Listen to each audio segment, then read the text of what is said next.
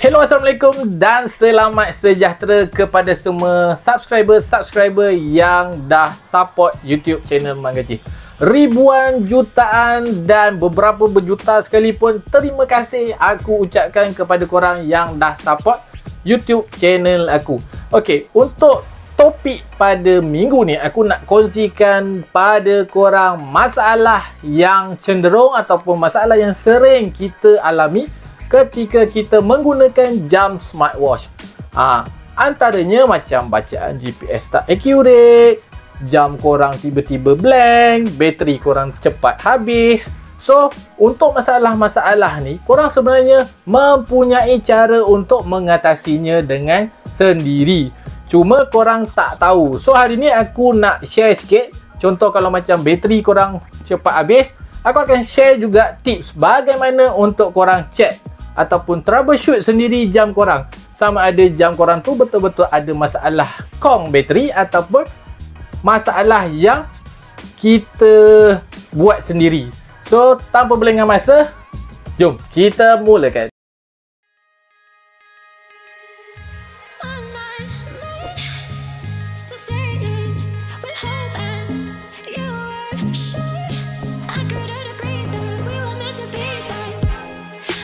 Okey guys, untuk yang pertama, kita nak sentuh pasal bateri. So, kalau korang baru pakai jam smartwatch ni, korang pelik. Contohlah, kalau dekat dalam info ataupun manual book, dia ada tulis yang bateri jam korang mampu bertahan sebagai contoh 7 hari, okey?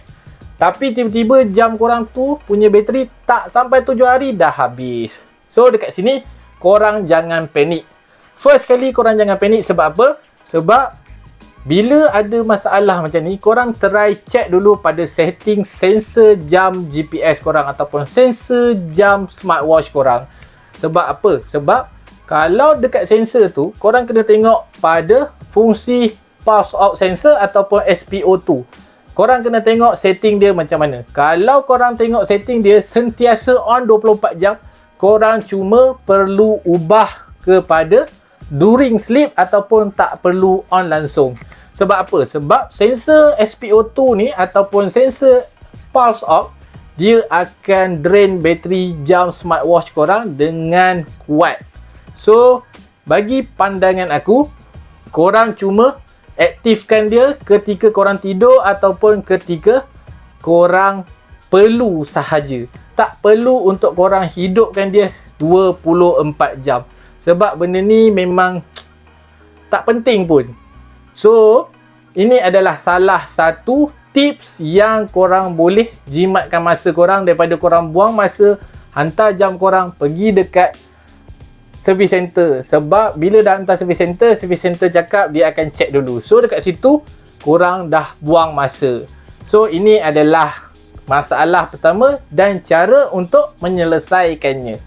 Tapi kalau korang tengok dekat bahagian setting sensor pulse ox korang ataupun setting sensor SPO2 korang tu off, tapi bateri korang cepat habis, korang kena hantar pergi service center lah. Sebab dekat situ memang dah nyata-nyata 100% jam korang ada masalah bateri.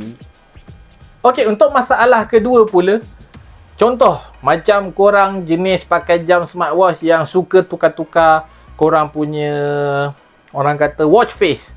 Korang suka pakai watch face yang pelik-pelik kan. Lepas tu bila korang pakai watch face yang pelik-pelik, tiba-tiba skrin korang blank. So dekat sini korang jangan panik dulu. Tak semestinya jam korang rosak. Sebab apa? Sebab kebiasaannya ada sesetengah watch face ni dia terlalu berat ataupun dia tak compatible dengan kita punya jam smartwatch. So, bila dia tak compatible, jam smartwatch kita akan hang ataupun jam smartwatch kita akan blank screen. So, cara untuk mengatasinya, korang cuma perlukan hard reset sahaja. So, bila hard reset tu, korang akan reset jam korang kepada factory setting.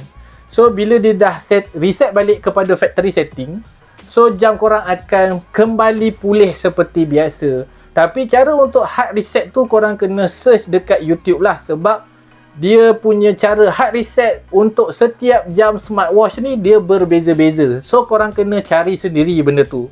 So aku harap info yang aku bagi ni membantu korang lah. Sebab korang kena ingat, smartwatch ni dia bukan semua watch face yang korang pakai tu compatible dengan jam korang. Kadang-kadang ada smartwatch yang mempunyai watch face terlalu berat, banyak sangat function dia nak papar dekat skrin utama. So dia akan jadi hang. Dia ibarat macam kepala otak kita juga. Bila kita letak banyak benda, mesti hang lah.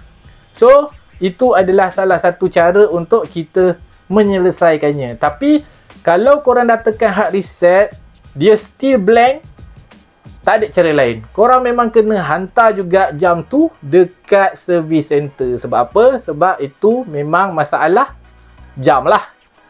Tapi kalau lepas hard reset, korang janganlah pakai balik watch face tu. Korang tukarlah pakai watch face yang tak crowded sangat, yang light-light je. Okey, sekarang kita masuk pula pada masalah yang ketiga yang sering kita alami dekat dalam jam smartwatch lah.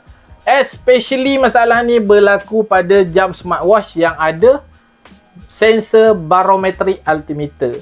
So sebagai contoh, masalah dia elevation korang ataupun bacaan status ketinggian korang daripada aras laut dia tak accurate. Korang jangan panik. Okey, sebab apa? Sebab biasanya dekat lubang barometric altimeter tu, dekat sensor sini, bila korang selalu pakai, dia akan masuk habuk. So korang cuma perlu cuci sajalah lubang ni, lubang sensor barometric altimeter ni, untuk dia tak ada habuk lah. Bila dia tak ada habuk, dia akan kembali normal seperti biasa. Jadi korang jangan panik. Korang kena sentiasa mengamalkan kebersihan je lah. Korang kena sentiasa cuci jam smartwatch korang. Korang kena jaga macam mana korang jaga handphone jugalah, supaya dia tak ada habuk. Sebab bila dia ada habuk, bacaan dia akan wang sikit. So korang kena cuci sahaja. Jangan panik. Tak payah hantar pergi kedai servis pun. Korang cuma perlu cuci sahaja bila bacaan elevation korang tak betul.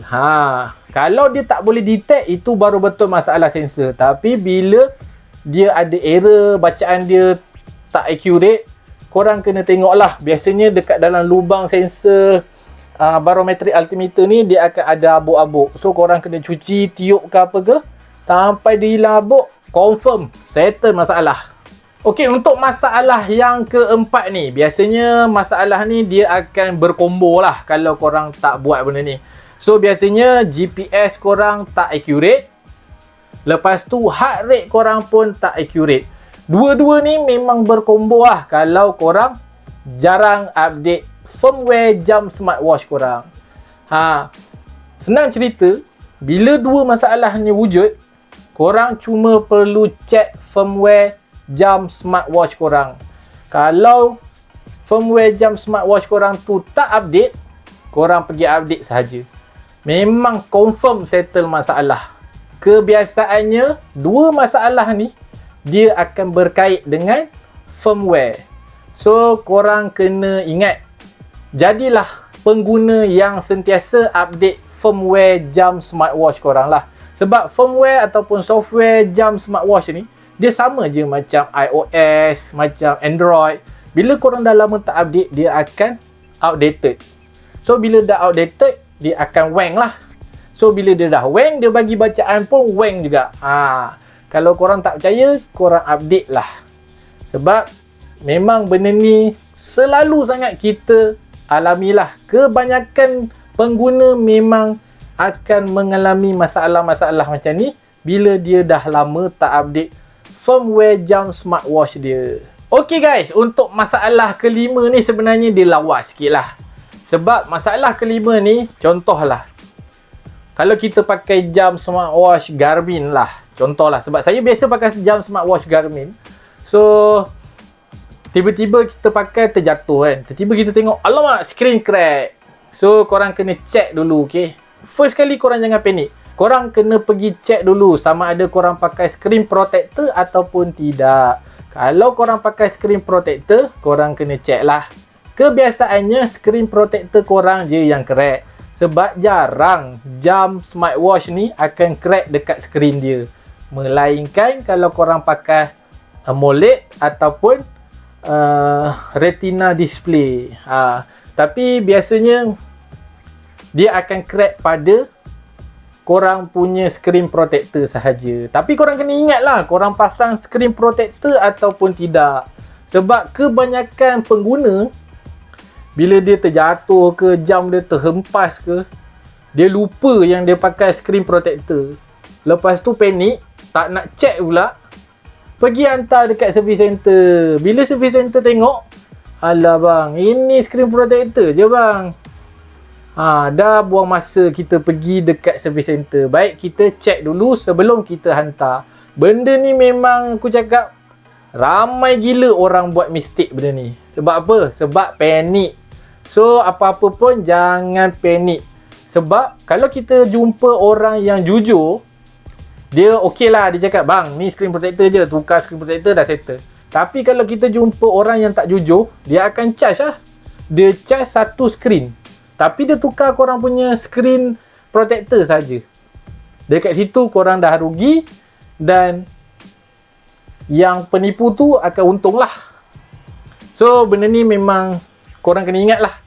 Apa-apa pun check dulu sebelum korang finalize yang korang punya screen tu betul-betul retak ataupun tidak. Okay guys, untuk masalah yang terakhir, most common problem yang ada dekat dalam jam smartwatch kita, yang kita boleh perbaiki dia sendiri. Yang terakhir aku nak kongsikan adalah fungsi smart notification. Sebab dekat sini memang aku rasa boleh dikatakan semua orang suka fungsi smart notification ni. Yelah, semualah suka sebab notification yang keluar dekat dalam phone korang boleh pop up dekat dalam jam korang. So sedikit sebanyak dia memudahkan korang lah untuk check dari masa ke semasa. Dekat sini aku nak ingatkan korang lah, yang fungsi smart notification ni, dia memang akan ada satu masa takkan masuk dekat dalam jam korang walaupun korang dah sambungkan jam korang dengan phone. Sebab apa? Sebab masalah ni selalu berlaku bila korang aktifkan fungsi do not disturb. Bila korang aktifkan fungsi do not disturb tu, secara automatik semua notification yang ada dekat dalam phone korang takkan masuk dekat dalam jam korang walaupun korang dah sambungkan jam korang dengan phone korang. Nanti datang customer akan cakap macam ni, saya punya smartwatch ni problem lah. Saya dah sambungkan jam saya dengan phone tapi satu notification pun tak masuk. So sebelum korang jadi customer always right, korang try check dulu fungsi do not disturb tu on ke tidak. Kalau dia on, korang off kan je. Bila korang off, automatic semua fungsi-fungsi notification yang ada dekat dalam phone korang akan masuk dekat dalam jam. So dekat sini sedikit sebanyak tips yang aku bagi ni boleh elakkan kita daripada menjadi customer yang always right lah. So aku harap info yang aku bagi ataupun info yang aku kongsi pada minggu ni memberi manfaat buat semua. Okey guys, itu saja perkongsian info daripada aku pada minggu ni. Sekiranya korang ada sebarang pertanyaan, jangan lupa tinggalkan komen di ruangan yang ada dekat bawah. Aku akan cuba sedaya upaya aku untuk reply setiap pertanyaan yang korang ajukan. Kalau rasa video yang aku kongsikan pada kali ini bermanfaat buat semua, korang jangan lupa tekan butang like, share dan subscribe. Semoga kita bertemu lagi di masa yang akan datang. Bye!